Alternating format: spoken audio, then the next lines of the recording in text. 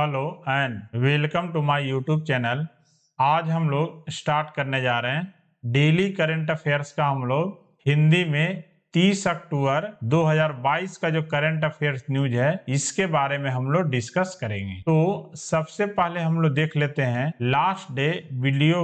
जो last video था उसके लास्ट में हम लोग एक क्वेश्चन देते हैं डेली, तो उसका आंसर हम लोग नेक्स्ट डे प्रोवाइड करते हैं। तो कल का जो क्वेश्चन दिया हुआ था वह था निम्नलिखित में से कौन सी भारत की सबसे बड़ी जनजाति है। इसका ऑप्शन है टोडा, बी ऑप्शन है भील, सी ऑप्शन है गोंड, डी ऑप्शन है गारो। तो 2011 के जनगणना के अनुसार 2011 के जनगणना के अनुसार जो है भील जो जनजाति है वह इसकी जनसंख्या सबसे ज्यादा था।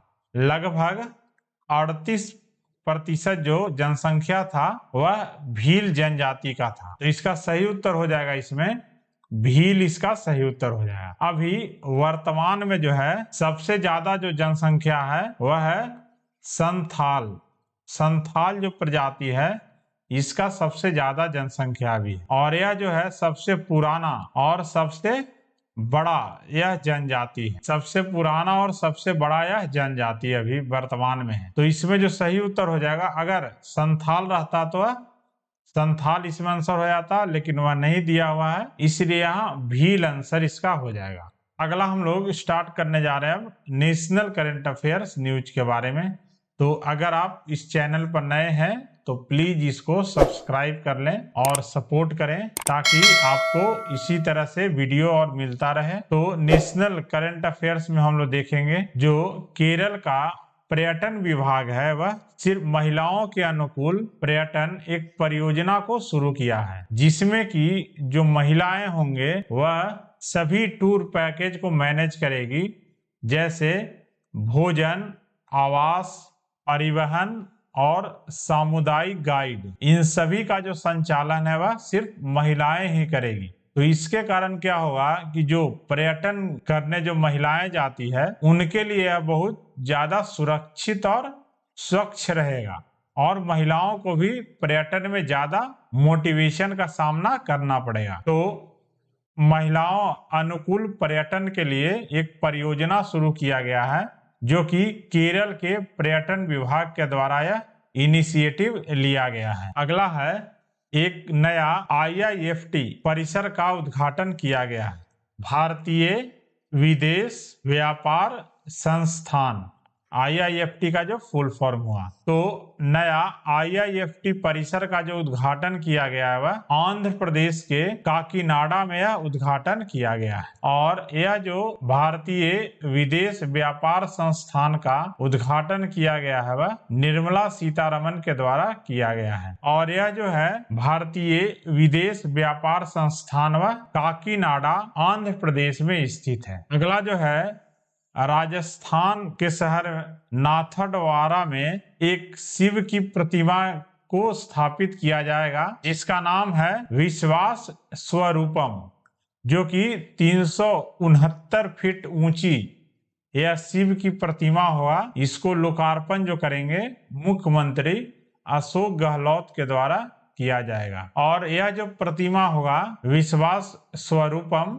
वह दुनिया में सबसे ऊंची शिव प्रतिमा यह रहेगा।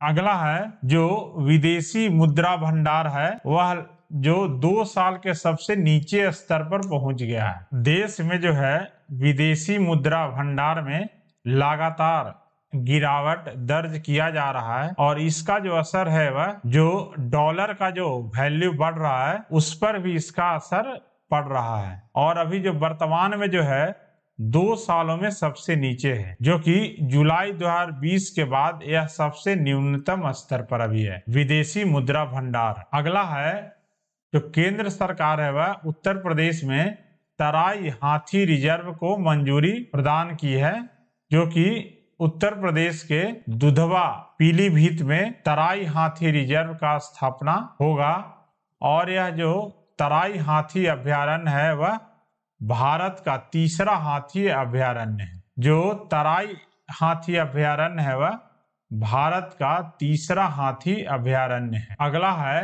शिप कोरेट जो है ONDC नेटवर्क में शामिल होने वाला यह पहला इंटरसिटी लॉजिस्टिक्स प्रदाता बना है।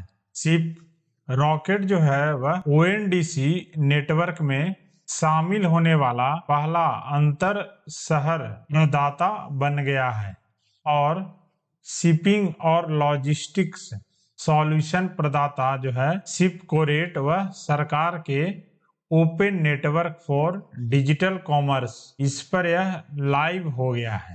अगला है डाबर जो कंपनी है वह बादशाह मसाला है, उसका 51% जो हिस्सेदारी है वह डाबर जो है उसको खरीद लिया है। इसके साथ ही जो है डाबर इंडिया जो है वह मसाला मार्केट में भी दस्तक देने को यह तैयार है, जो डाबर इंडिया है वह। अगला है WHO जो है वह फंगल संक्रमण की पहली सूची जारी की है और वैश्विक स्वास्थ्य खतरे को ध्वजांकित किया है।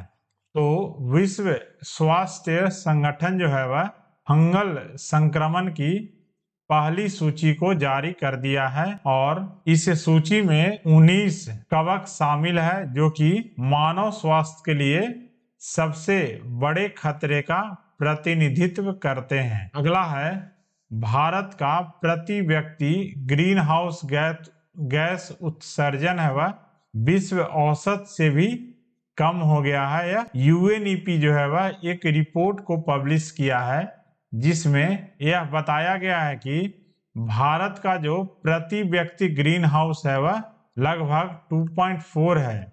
2.4 मतलब 2.4 टन कार्बन डाइऑक्साइड समतुल्य है और जो विश्व का जो औसत है वह है लगभग 6.3 टन कार्बन डाइऑक्साइड समतुल्य है। तो विश्व के औसत से भी कम है यह भारत का जो प्रति व्यक्ति ग्रीन हाउस गैस उत्सर्जन है वह। अगला हम लोग देखते हैं विज्ञान और तकनीक से रिलेटेड न्यूज के बारे में। तो जो भारतीय वैज्ञानिक है वह स्वदेशी ओवर हॉसर मैग्नेटोमीटर को विकसित किया है जो कि यह स्वदेशी निर्मित है। तो जो भारतीय वैज्ञानिक है वह एक ओवर हॉसर मैग्नेटोमीटर को विकसित किया है जो कि दुनिया भर की सभी चुंबकीय वेधशालाओं द्वारा व्यापक रूप से उपयोग किए जाने वाले सबसे अच्छे मैग्नेटोमीटर में से एक है। अगला हम लोग देखते हैं अभ्यास से जो रिलेटेड जो दो देशों के बीच अभ्यास हुआ है उसका रिलेटेड न्यूज के बारे में। तो इसमें जो है सबसे पहला जो है युद्ध अभ्यास। युद्ध अभ्यास जो है वह भारत और अमेरिका के बीच यह अभ्यास है।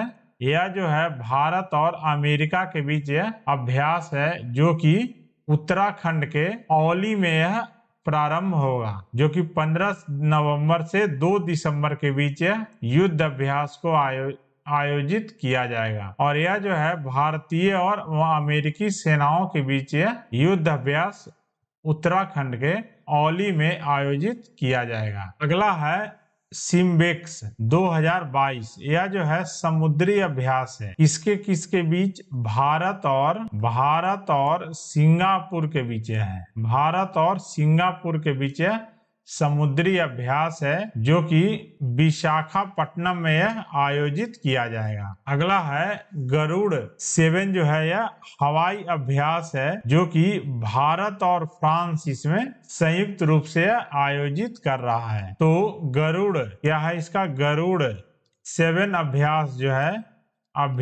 है वह भारत और फ्रांस के बीच है। भारत और फ्रांस के बीच संयुक्त रूप से आयोजित किया हुआ हवाई अभ्यास है।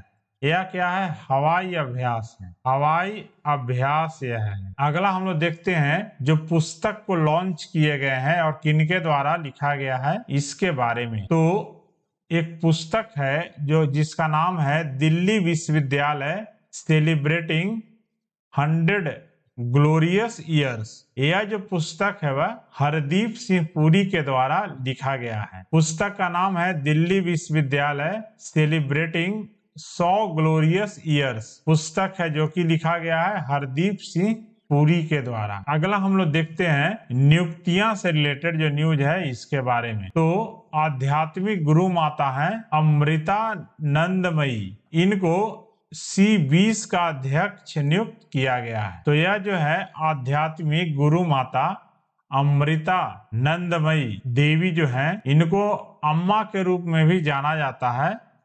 तो इनको सिविल 20 का अध्यक्ष नियुक्त किया गया है, यानी C20 का अध्यक्ष नियुक्त किया गया है। अगला हम लोग देखते हैं पुरस्कार से जो रिलेटेड न्यूज है इसके बारे में। तो RRR जो है मूवी, उसको अंतर्राष्ट्रीय फिल्म के लिए सैटर्न अवार्ड जीता है। तो सैटर्न अवार्ड में जो है यह सर्वश्रेष्ठ अंतर्राष्ट्रीय फिल्म के लिए सैटर्न अवार्ड को जीता है RRR। और यह जो फिल्म है वह अगले साल होने वाले ऑस्कर अवार्ड जो होगा 2023 के लिए भी आवेदन किया गया है। अगला हम लोग देखते हैं जो महत्वपूर्ण जो दिन मनाए गए हैं इसके बारे में। तो अंतर्राष्ट्रीय इंटरनेट दिवस जो है वह 29 अक्टूबर को मनाया जाता है। यह जो दिन है इसका महत्व यह है कि जो 29 अक्टूबर को 29 अक्टूबर 1969 को जो है पहला इलेक्ट्रॉनिक संदेश यह भेजने का प्रतीक है, जिसे एक कंप्यूटर से दूसरे कंप्यूटर में स्थानांतरित किया गया था। और उस समय जो था इंटरनेट को हम लोग कहते थे ARPANET, जो कि था advanced research projects agency network के नाम से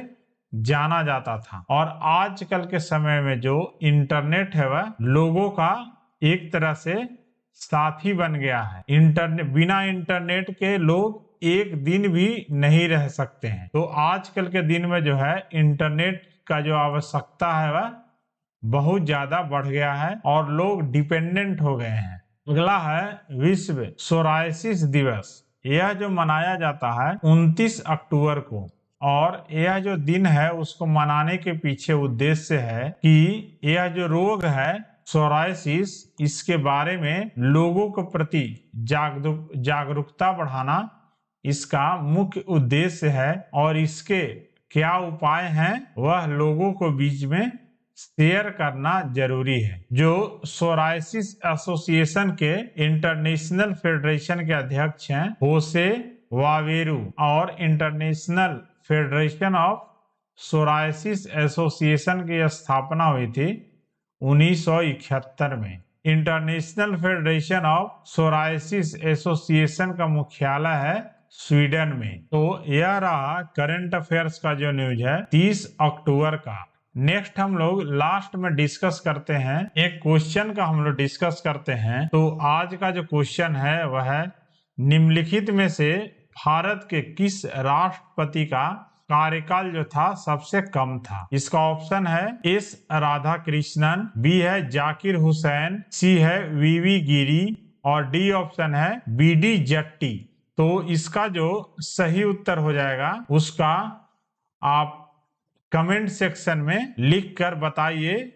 तो नेक्स्ट डे हम लोग इसको एक्सप्लेन करके बताएंगे। अगर आपको यह वीडियो अच्छा लगा है तो प्लीज इसको सब्सक्राइब करें, शेयर करें और लाइक करें।